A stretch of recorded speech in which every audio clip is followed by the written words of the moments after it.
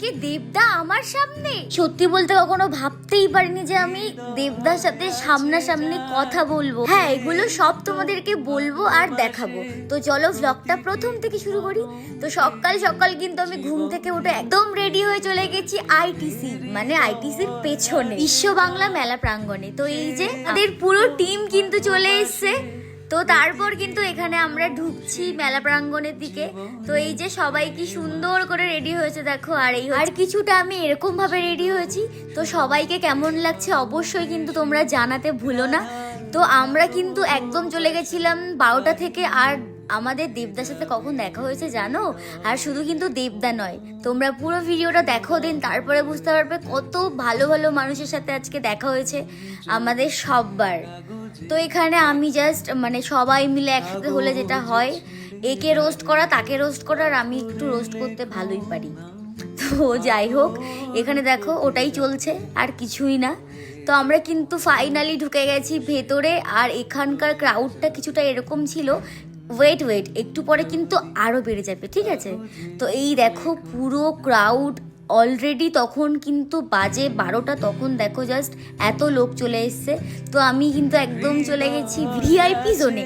তো এসব কিন্তু পসিবল হয়েছে শুধুমাত্র তোমাদের জন্য। এমন ভাবে তোমরা আমাকে আরো সুযোগ করে দাও যাতে আমি আরো নতুন নতুন জিনিস তোমাদেরকে প্রেজেন্ট করতে পারি। তো এখানে দেখো জয়িতা আর আরেকটা পুচকি একটা বোন, আমাদেরই টিমের বলতে পারো। তো এখানে ও চলে এসছে। আমরা কিন্তু এখানে ঢুকতে না ঢুকতেই আমাদেরকে জলের বোতল দিয়ে দিয়েছে। তো এই দেখো ফাইনালি দেবদা, মানে দেবদার কতটা কাছে আমরা সবাই, মানে জাস্ট সামনে থেকে দেখছি তো মানে আলাদাই লাগছে। মানে সত্যি বলছি, যারা যারা দেবদার ফ্যান না তারাও যদি কখনো দেবদার সামনে যাও না, আমি জাস্ট সত্যি তোমরা ফ্যান হয়ে যাবে। আর এখানে কিন্তু তারপরে কেশবদাও এসেছিলেন। তো উনি এখানে গান করলেন। জাস্ট দেখো, তোমাদেরকে বলেছিলাম না ক্রাউডটা কতটা, তোমরা জাস্ট লাস্ট মোমেন্টে গিয়ে বুঝতে পারবে। তো এই যে এখানে কিন্তু আমরা কেশবদার গান শুনছি আর অনেক অনেক মজা করছি। আর এই হচ্ছে আমার ফুল আউটফিট। কেমন লাগছে অবশ্যই জানিও কিন্তু।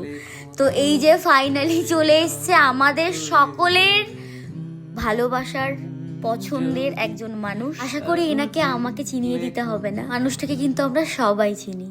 তো উনি স্টেজে আসার পর ওনাকে সম্মান জানানো হচ্ছিল। তোমরা জানো আমি কিন্তু ওনার সাথে হাতও মিলিয়েছি। এই যে আমি জাস্ট ভাবতে পারিনি। তো থ্যাংক ইউ সো মাচ। কিছু কিন্তু তোমাদের জন্যই সম্ভব হয়েছে। তো সত্যি কথা বলতে আমি অনেক অনেক ব্লেসড তোমাদের কাছে। তো এখান থেকে কিন্তু মৌদি গিফট হ্যাম্পারও পেয়েছে। তো এই যে ইনি বলছিলেন যে তোমার কন্টেন্ট আমার খুব ভালো লাগে, তাই আমি একটু ক্যামেরা বন্দি করে নিলাম। এই দেখো আমরা কিন্তু বেরিয়ে পড়েছি একদম বাড়ি যাওয়ার উদ্দেশ্যে। তাহলে চলো আজ আসি, দেখা হবে আরো একটা অন্যরকম ভ্লগ নিয়ে। ততক্ষণ এই ভিডিওটা কেমন লাগলো অবশ্যই কমেন্টে জানিও।